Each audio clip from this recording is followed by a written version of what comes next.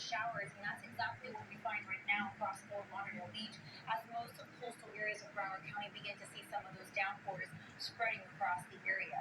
Now, as far as we're concerned, temperatures are in the upper 70s for coastal areas of Broward. 78. Who cares about the temperature, honey? I mean, we're having another monsoon.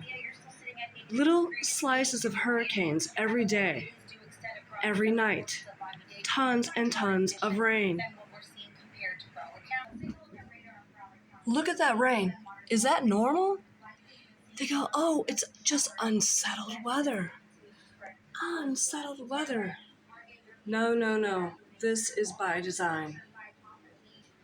This is all by design.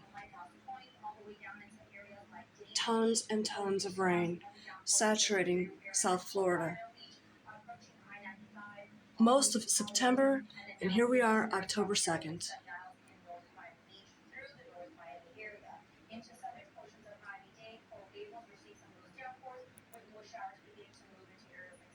More downpours. Oh, another round of this. Oh, yeah. Every day, another round. Little slices of this. Like an entire hurricane in little slices for the past month.